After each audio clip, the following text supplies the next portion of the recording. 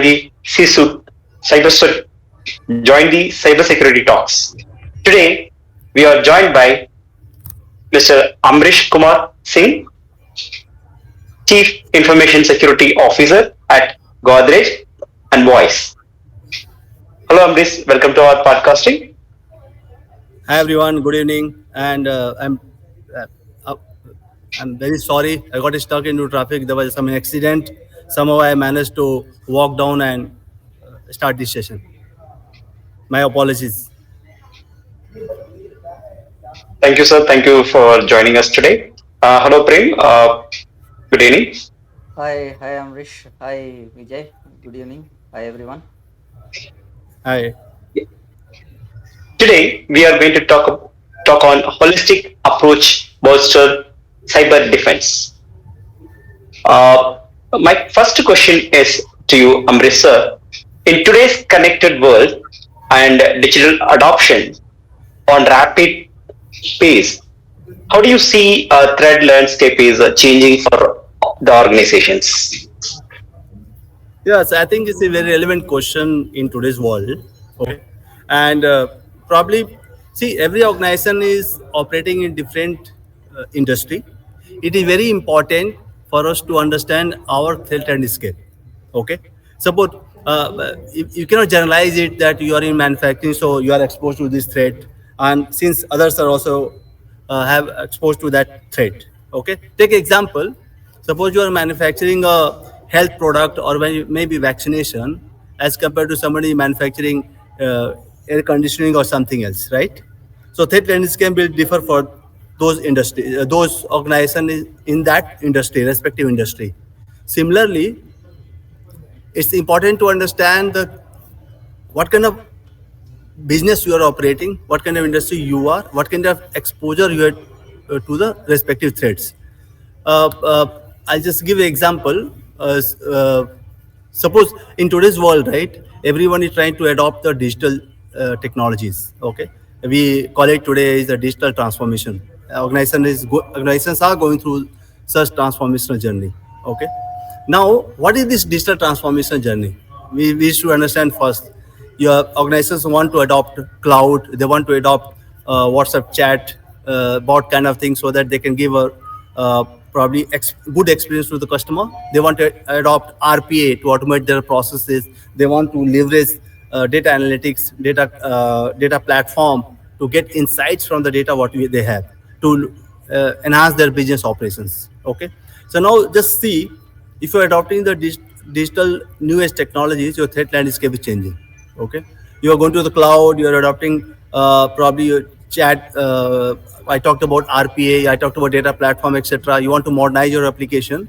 So your threat, with respect to which was till today, it was on premise. Tomorrow you're going to cloud. You need to assess your threats accordingly, and you have to devise a mechanism to assess your threats and the roadmap to address those cyber risks you are exposed to.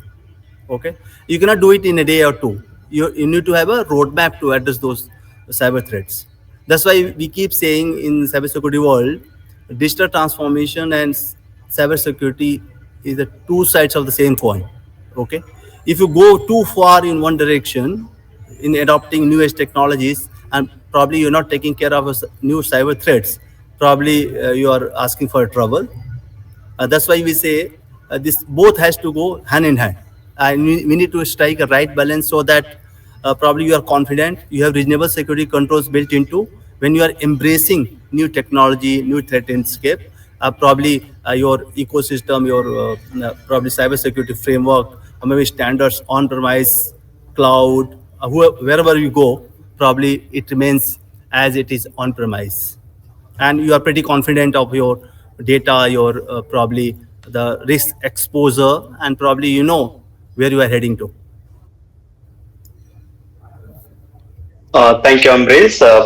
Yeah, you mentioned about first to understand the threat landscape and assess and have a roadmap.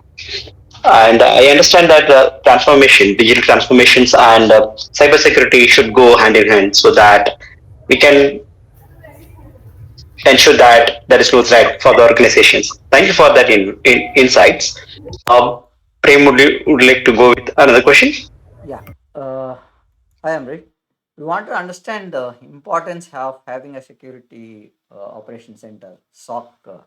How important is with the digital transformation at the moment, and how important is in specific for manufacturing industry as you are part of Godrej and Boys. So, how do you see SOC playing a major role in the threats landscape? Yeah, I think you asked a very relevant question. Security Operations Center has been existing for maybe 2 to 3 decades now, and no matter which industry you operate in, it is going to help you a lot. Okay, and if you are on, as I said, digital transformation journey, probably if you have the SOC, that's good. If you do not have a SOC, probably you need to think through, because you need to monitor your critical infrastructure, critical parameters, critical devices 24/7. Okay, but I'll take a one step back. We should understand what is SOC, Security Operations Center. Okay, so SOC provides the visibility to a organization, and gives you the contextual alerts by correlating a lot of events, incidents, uh, by analyzing a lot of logs which are collected, correlated by a SIM solution. Right now, the actionable alerts, so quality of actionable alerts depends upon the how mature your SOC is, how mature your SIM processes are, how well you are able to tweak your use cases, etc. Then you get a contextual alert. It takes time. Okay, it doesn't happen overnight. It happens over time. You have to mature your SOC processes. You have to mature your use cases, fine tune your logs, because at times you feel that probably you're not getting the right logs, and then you realize that my device, maybe a firewall, maybe web proxy, maybe endpoint EDR, is not generating those relevant logs. So the fine tuning with the help of the SOC team and the SIM solution and your in-house team, they have to work together continuously to address these operational issues. First thing. Second thing, if you're going for new age technologies, you need to understand at what point of time a particular technology is going live, and if you have the, probably you are building a cybersecurity controls into those ecosystem, at what point of time you should integrate those devices into security operations center. Because if you do not do so, if you do not have the visibility where you are going, what kind of probably alerts are important for you to monitor into new ecosystem, new infrastructure which you have embraced, because you want to enable business in that respective area, probably you will lose out, because suppose something happens, right? You'll not have visibility what has happened, who did what at what time, because a lot of things, the log collection, log generation itself is a, at times we have seen a lot of issues are there, right? We need to fine tune those processes, and probably you have to you have to monitor those devices at right time into the SOC, and you have to keep looking at your infrastructure, what has been added, what has been removed, where what kind of devices are important for the SOC to monitor and why. And if you feel that that device is important for you, you must integrate into SOC. Third thing is, this is going to give you probably your incident response. It is going to improve your incident response process, because we keep saying, right, SOC, even SOC is an investment, right? A lot of investors go to the SOC, and the day when something goes wrong, it doesn't give you a right actionable alert, the entire investment will go for toss. So it's important to sometimes check the efficacy and efficiency of the SOC itself. Okay, there are ways and means how you can check whether your SOC is operating as it is supposed to, or or you can do that, and probably you can improve your SOC processes further. Uh, I'll pause it Thank here. you for that, Amrish. I have Dheeraj Yadav who's joined us. You have a question, Dheeraj? Amazing insights by Amrish. Thank you very much, Amrish, on the insights of SOG. I have a small query while implementing. Like if I'm bringing SOC in my network or infrastructure, like we are newly commissioning in the process of newly commissioning SOC. So initially, the issue of false positive is the biggest issue for a CISO or the or the SOC team. So how to mitigate that challenge, or how to find a solution to that challenge, if you can give some insight on that part. Sure. I think there is the right question, and everyone goes through it. It's just a matter of somebody, the cycle is probably shorter than others, okay? And it's all depend upon the maturity of the team, the SOC team who understand what want to monitor and whether the right logs are being generated or not, what logs you want to monitor.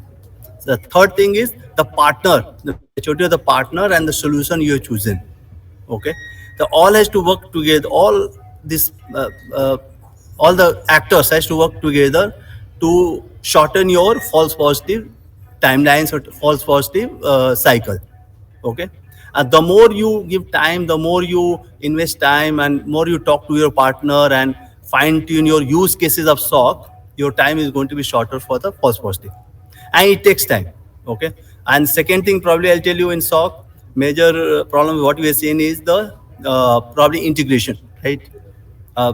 Log, probably you're not able to read a log. You need to build some kind of connectors to understand the log, interoperability problems. Those probably you have to get through, and these are the probably everyone has passed through the journey. I think today the SIM solution has matured a bit, quite a bit, and they are probably leveraging the now ML and AI part also. That's why we say next gen SOC. Hope I was able to understand answer Dheeraj. Thank you very much, Ambrish.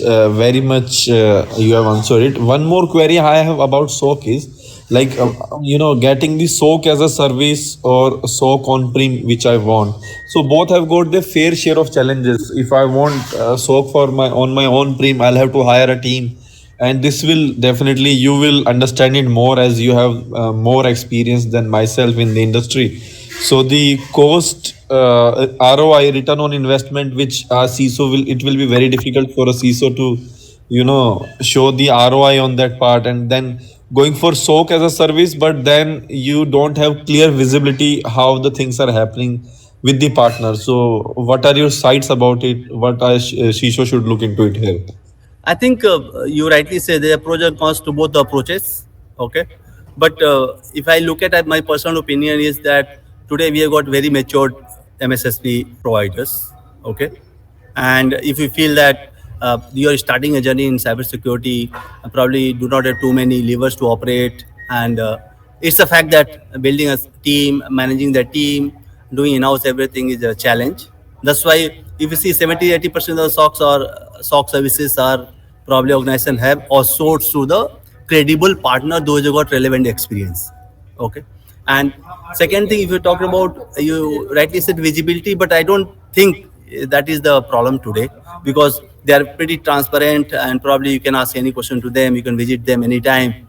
Probably if you have tight processes, you have the right people in the team, those who are going to ask 10 questions to them, you have a right kind of governance mechanism, regular connect, and understand each and every ticket. We have matured processes, mature service providers to provide you right service which the SOC is built for. If there is no compliance need for anybody to have in-house SOC, probably my personal opinion is probably go for a SOC as a service with a credible partner. Thank you very much, Ambrish. Dheeraj, to Thank you, add sir. what Amrish sir said is, see, you will have to bringing up a SOC center for an organization. You need to have a planned preparation, as Amrish already told. We have to have a roadmap. How do we look at what is to be integrated, what has to be collected, what way you will process the data? Those are the roadmaps that you start when you start cybersecurity SOC implementation. So Yeah, it yes. is A lot of more to study has look, to be done. yeah. Yeah, of your So architecture, your threat yes, landscape, your devices, critical devices. I think the right partner can help you. Okay, which other devices are important for you to go in phase one? Yeah. Okay, and then it's a journey. Yeah, so again, to that is you will have to have all the parameters in place, but it is not one day journey, as Amrish rightly said. We'll take a step by step journey while we bring up SOC Center. Now, being on cloud, we are more looking at cloud security posture, which all the cloud security providers have, and they have the tools integrated also. So, many of the SOC Center outsourced vendors have these tools, and this one which is very useful for us to do outsourcing. As Amrish rightly said also, is we can add people to understand our landscape, and they give us the right information because they have the experience. While you bring an on-prem, it takes a lot of time, right, Amrish? Yes, you rightly said. And see, that's why I said there are some processes in cybersecurity. It takes little more time than what we expect, but how much rigor we can bring in, how much visibility, and we have of our own infrastructure. And first of all, we should know what we want. Exactly. If you know Exactly. that what we want, probably you will find the right partner, and there are partners they are doing good. Okay. Dheeraj, hope we have answered the question. Yes, yes, you answered the question very well. I have one more question from Ambrish, and going with the topic holistic approach bolsters cybersecurity. So Ambrish has got a very vast experience in the Indian Navy military, especially in the cybersecurity field, and coming from that side, being an information security analyst, and then coming and climbing the ladder and becoming CISO. So being having a mindset of a IS analyst and then being a CISO, the two things are completely different, and the challenges are also different. So what are your views, and how should one approach being a CISO and being from the IS, the practical side of it? So how are your views about it, Amrish? So first of The all, job of a let me CISO. Yeah. thank Ambrish and Dheeraj. Both you people are from the military. We thank you for having you both on the call. Ambrish, go ahead. Uh, Yeah, I think so. As I said, Dheeraj, I spent a lot of time in operational and tactical level. So as a CISO, probably we keep switching our hat from strategic to tactical level, and sometimes at operational level also. Because it depends on the which organization you are, what kind of team you have. Okay. Because as a CISO, in my personal opinion, is that if you are a CISO and in an industry where probably cybersecurity journey has just started, our main work is to manage the change well, manage the change at every level, leadership level, strategic level, tactical level, all the employees level, how you are managing that change. Okay, if you are able to manage change well, probably you're able to tell the people that you are there, you are here for them, rather than you're driving a top down kind of thing, and you feel that probably I'm a CISO, if I write email to employees they will adhere to, probably it doesn't happen in certain industry. Okay, because the simple reason is that they have been operating in certain way, working in certain way for many decades, not years, many decades, and changing that culture, it will take time, and probably driving that culture, managing that change well. If you are able to do that, probably your success will be uh, faster.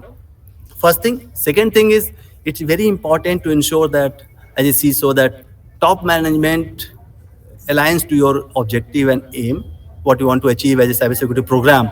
And if they are able to take your site whenever you want, because you are able to give them the visibility why you are running this program and what kind of roadmap you have and why, and how this is going to help the business.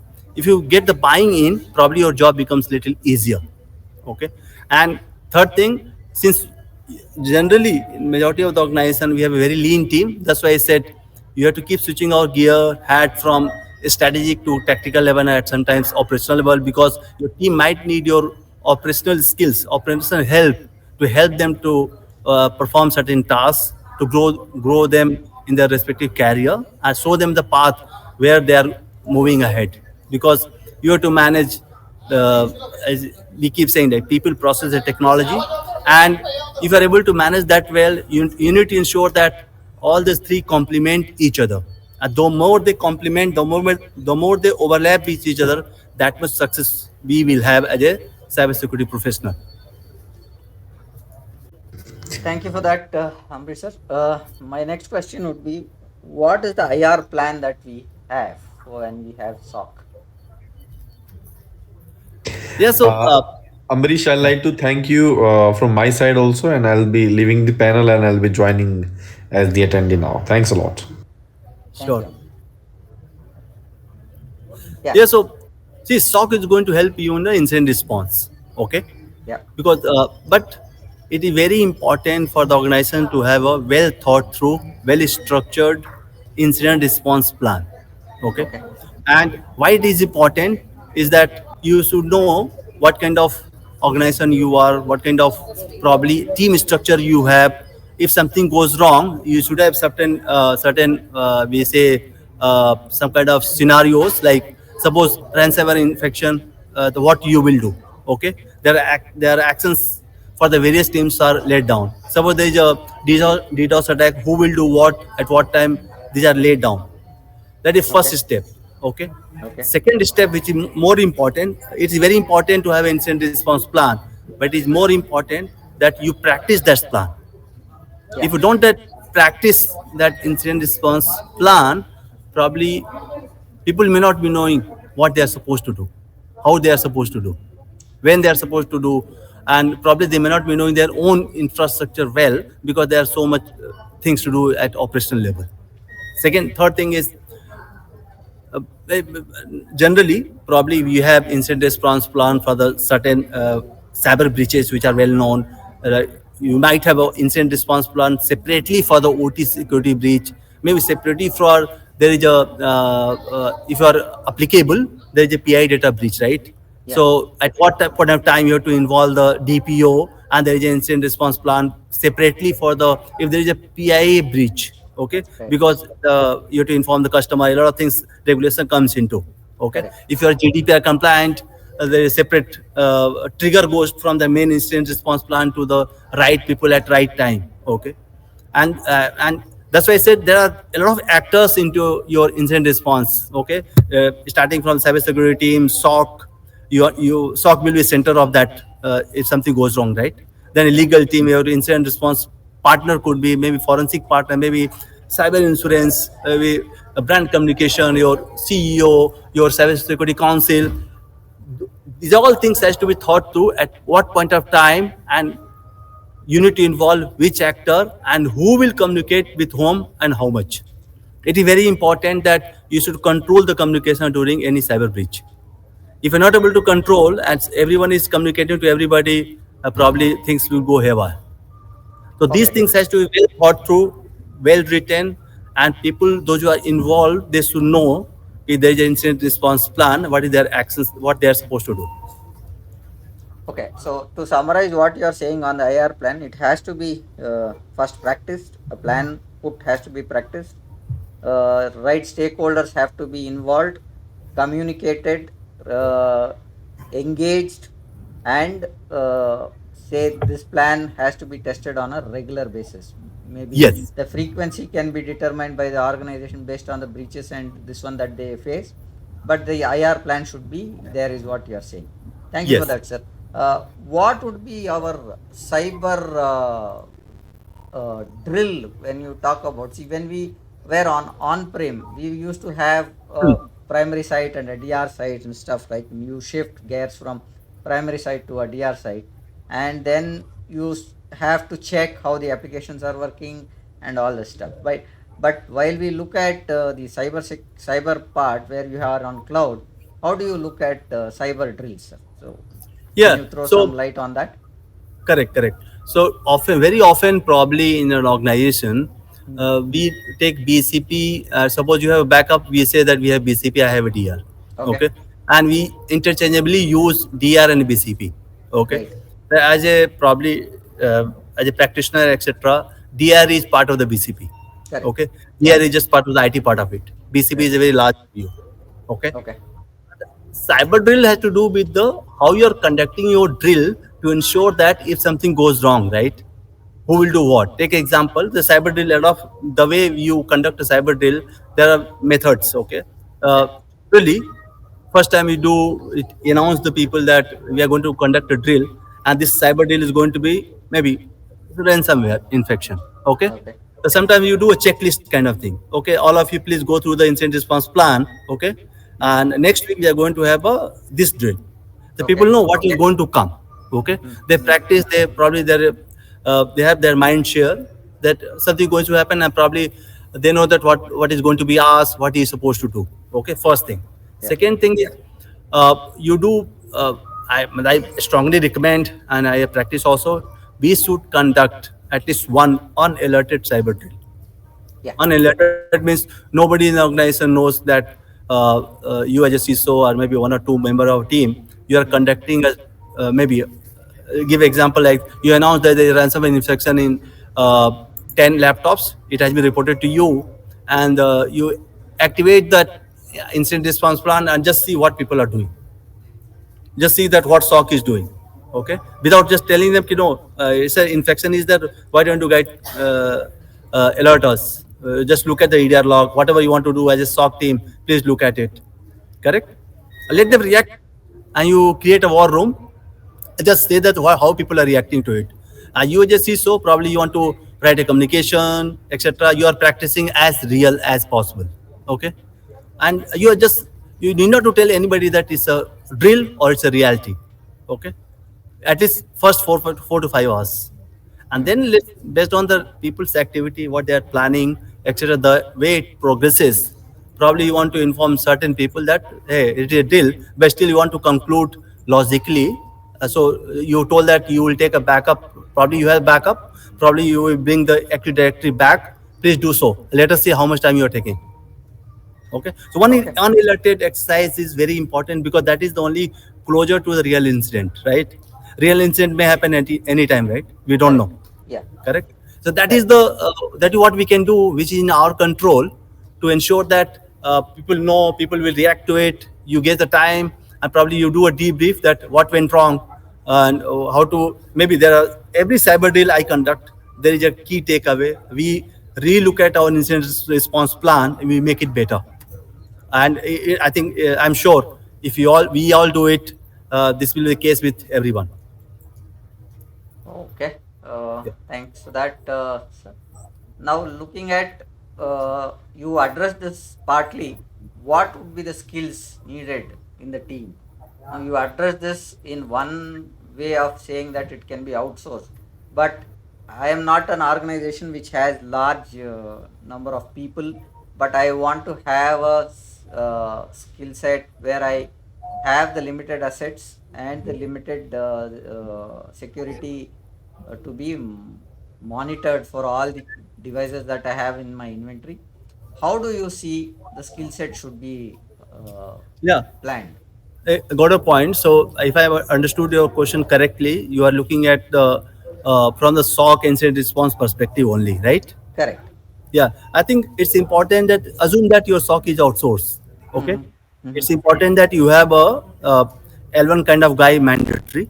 Okay, Okay. or maybe L1 plus L2 kind of thing, and then one senior guy, a Mm-hmm. senior guy who understand the what is cyber defense. Okay, Okay. he has the larger view. Okay, and then these two guys depend upon the size can increase decrease depend upon the organization you are, number of devices you have, etc. Okay, but at least two guys you must have, so that the guy who is cyber defense, probably first thing, the guy who is handling daily tickets, like you get a ticket from the SOC that you need to act upon it. Correct. That guy is doing it what is he has seen, but he might need a guidance from the senior, who is the cyber defense manager, will guide him. First thing. Second thing, as a cyber defense manager guy, he needs to look at the SOC holistically. He is improving the SOC processes, logging, onboarding our new devices, if something is failing, why it is failing, etc. So Okay. that you are handling both improvement and operational stuff. Both has to go hand in hand together. Okay. And third Okay. thing, probably that guy will look at the automation. The story is Right. important. Otherwise, you'll not be able to handle each and every ticket. Right, sir. Yeah. With this, we have come to a conclusion on the questions. If the audience have any questions, we can, you raise your hand. I'll allow you to ask question to Amrish. Uh, Sir, as a key takeaway in the discussion that we have is that every cyber security pointer needs to be looked at for the organization, whether it is planning a drill planned, how do you execute a drill, what kind of people are required, what kind of integration is to be done. These are the takeaways that I've got from this session. uh, would you like to have a last word, anything that you have in mind, Amrish sir? So, as you rightly said, it's important to have a understand your business well and Correct. understand your threat landscape. First thing. Second thing, ensure that if you have a SOC, you're improving it every day. Mm-hmm. Conduct a Yeah. cyber drill on regular basis, on alerted, etc. Right. Fourth thing is ensure that you have a backing of the top management. See, if you are a CISO, you're driving a cybersecurity program, you do not have right backing of the top management, probably your program will fail some sooner or later. It's important to have the backing of the top management, and to do that, you need to take them along, because they may not be understanding your cybersecurity, because they must be encountering it first time. Fifth is the manage your change well. Whatever the changes you are bringing into the organization, via exhaustive awareness program at all levels, you must bring that change. You must drive that change well. Yeah. Okay. So adding to what you said is change management process should be strong enough to have, and the organization buy-in for the security, cyber security as a solution should be taken. Am I right in saying that, Amrish sir? Yes, yes. Okay. With this, we are uh, come to the end of the session. If there are no other questions, we would like to conclude the session. Thank you, everyone. Thank you, Amrish, being on the call. Thank you, Vijay, and rest of the participants for being part of the call. Thank you very much. Thank you, Thank everyone. you, Thanks. everyone. Thanks a lot. Thank you, everyone. Thank you.